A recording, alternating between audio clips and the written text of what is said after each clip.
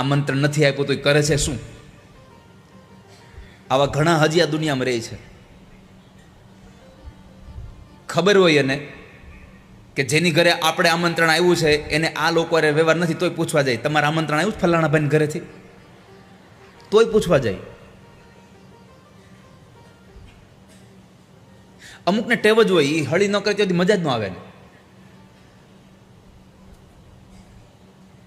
પણ જીવનમાં એક સ્વભાવ રાખવો. એક ઉદાહરણ તમને આપું. 3 વ્યક્તિ હતા.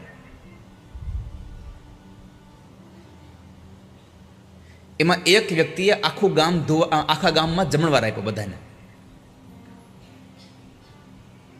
પણ ગામમાં હોય ને કે જેની યારે આપણે બનતું ન હોય.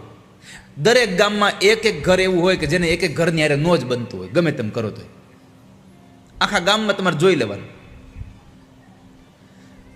તો જેણે જમણવાર આપ્યું હતું એને જેની હારે નહોતું બનતું એને આમંત્રણ ન આપ્યું.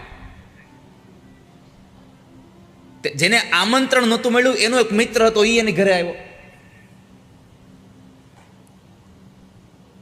તે એમણે ચાય કરીને વાતમાં પૂછ્યું, તમને ખબર છે ફલાણા ભાઈ આખા ગામને જમવાનું કરે છે?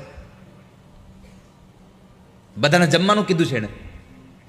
તે જેને આમંત્રણ નહોતું મળ્યું એને શું જવાબ આવ્યો ખબર છે? એ બધાને જમવાનું આપે એમાં મારે શું? એ બધાને જમવા બોલાવે એમાં મારે શું? આ સ્વભાવ આપણે શીખવા જેવો છો. બધાને જમવા બોલાવે એમાં મારે શું? તે જેને આમંત્રણ આપ્યું હતું એને વળી પાછું પૂછ્યું, તમને નથી કીધું આવવાનું જમવાનું? તો કે મને ન કીધું એમાં તારે શું?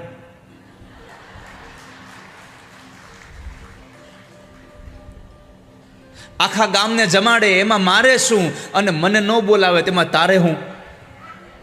આ સ્વભાવ આવડી જાય તો તમને દુઃખી ન કરી શકે કોઈ સંસારમાં.